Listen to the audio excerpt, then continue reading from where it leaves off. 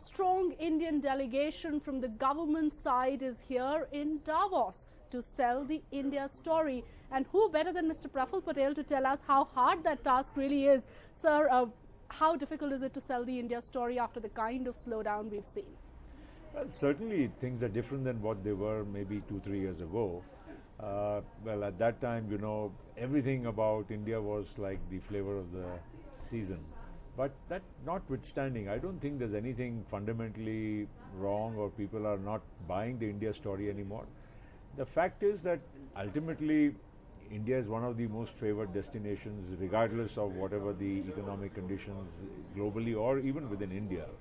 And it's of course home to a large market, and we have some good news for the international community, especially with the FDI and but is that enough? The complacency that some seems to have set in, the fact that everyone says, you know what, nobody can afford to ignore India, but that clearly isn't enough. The government needs to do a lot more to attract foreign investors, whether it's institutional investors or FDI. And do you think the India story has taken a beating over the last few years? Well, I think it's slowed down a little bit, that we cannot ignore. But the fact is that I don't think, you know, that we've oversold India or anything, nothing sort like that. I think India is very much still recognized. And in fact, that's why we are all here, and, you know, to let the world know that we certainly mean business, and India has got strong fundamentals, and everything is not as, you know, people portray about India.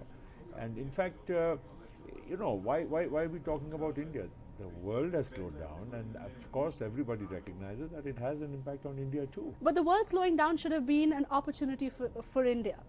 Well, I think, yes, I agree. An opportunity that we seem to have missed. No, I agree that, no, I wouldn't say missed, but I certainly think that, you know, we could have done better. And especially in the last 2-3 years, a lot of negativity within our own country set in for various reasons, starting from the 2G and subsequent issues. And I think basically what I really feel is where we've not been up to the mark is that on infrastructure. Right. I think whether it be power, whether it be other related infrastructure, whether it be roads, whether it be many other things, I think, you know, the momentum we had, somewhere for some reason, I think we lost track of our speed, and that's where I think that aberration has been one of the reasons why, as you said, that, you know, we've not done right enough. While the world could have slowed down, India should not have slowed down the same way. Right. And I think that correction is coming. Right. But it is, of course, certainly you have to acknowledge the truth.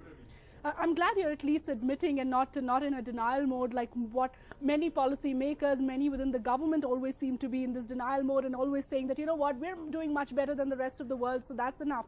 Do you see all these issues really playing up on a global platform like Davos? Do people express concerns about how badly India is slowing down, about policy paralysis, or even about other issues, whether it is corruption or women's safety?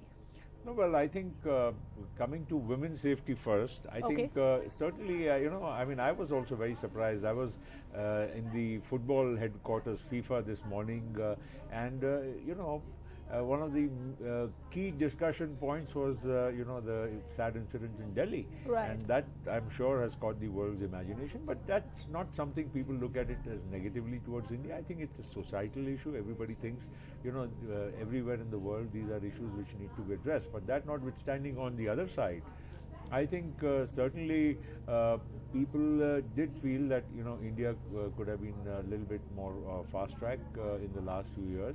And I think, but it's not that there's confidence has been lost. You know, I think that would be too extreme a situation where we feel that people have lost confidence. And that clearly hasn't happened. You're saying we're on the right track. We're now building that confidence, but many also worry that the political window of opportunity is now a narrow one. We've lost that precious time, and there's very limited time left within the UPA government to cover up for all that lost ground. Well, yes and no, because of course as you go closer to an election, things change and everybody looks at it politically and doesn't want to take the hard decisions in the last leg of the government. But at the same time, I think in spite of that, you look at the major decisions which have been taken in the last 6 months, right from FDI to the diesel price decontrol almost, and to various other tough decisions. I think even on fiscal deficit issues, the finance minister has been taking a very proactive line to see that it's contained and we don't get downgraded. So a lot of things. I think it's been not so easy for the government to take such decisions, especially at this time. You're right. They should have been taken much earlier, right. and for the impact to wear off. But I don't think if you look at it, even when the rail fares were hiked recently, sure. and when the earlier railway minister had hiked the fares in the budget, in fact, when he was asked to leave office, I think there was a reaction in the people that right. why shouldn't the fares be increased? Right. So I don't think there's only that kind of negativity in the minds of the people, but certainly it does take a lot of courage, and I would say to some extent, may not be politically as astute as the decision taken 1 year earlier.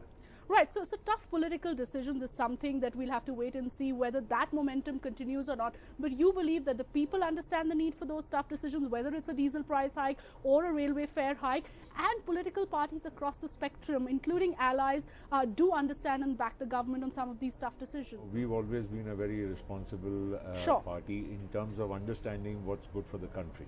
And to a large extent, we have gone out to support every initiative of the government, and we are part of it, so we can't be in a, right. in a dual state of mind.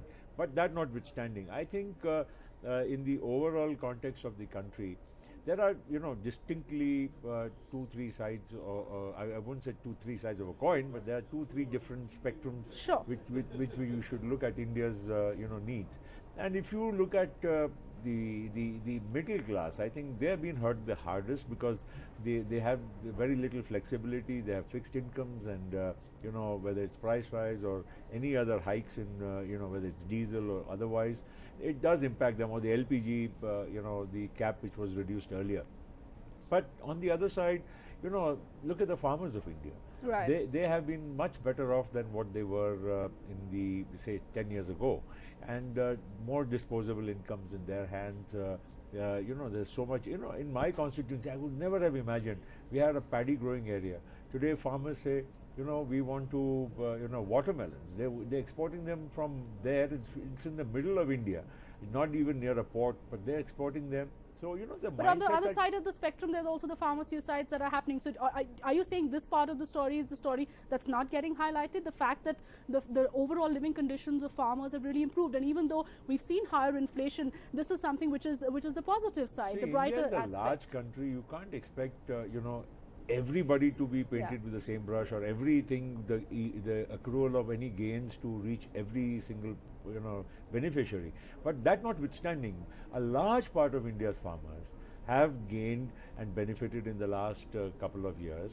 Not only that, I would say that the rural landscape, right. There have been many schemes of the government. Ultimately, those impact of those schemes do reach out to rural India. Right. Even if somebody earns 100 rupees or 150 rupees a day by way of wages in Manrega or any other schemes which of the government, ultimately that benefit will trickle down to the market, will trickle down to the overall buying power in the rural economy. So we do see that happening. Let me talk quickly about the political temperatures back home in Delhi that seem to be heating up. Clearly, we've seen Rahul Gandhi's elevation as the vice president. We've seen BJP finally just making up its mind on the president, Rajnath Singh be elected. Your thoughts on some of these very critical political developments? Well, I think, Rahul Gandhi's elevation was just a matter of time, because right. it was being talked about for the last couple of years. So, good for the Congress party, at least, And he is the PM in waiting in many ways. Well, I think it's their call, and we don't want to get into the issues of the Congress party.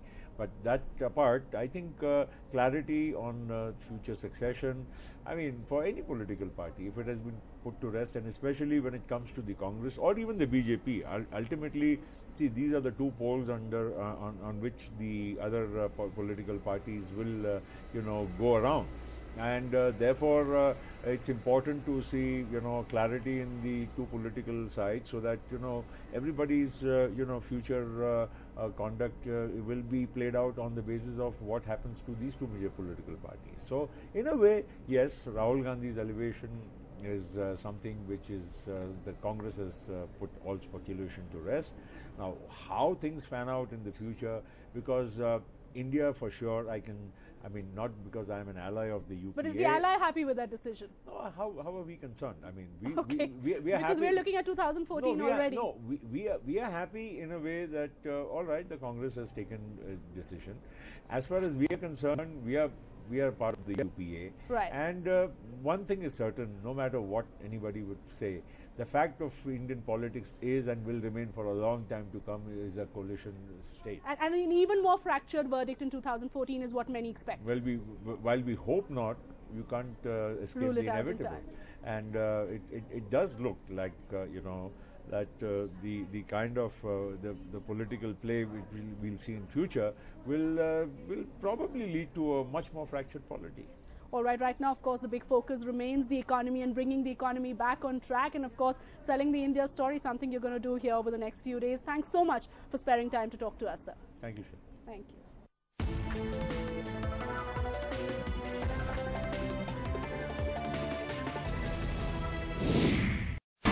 India's #1 news app just got even better. Download NDTV's new app. Fully optimized for Retina display. Full screen view. Faster response time. And Sudoku. NDTV's new iPad app. Download now.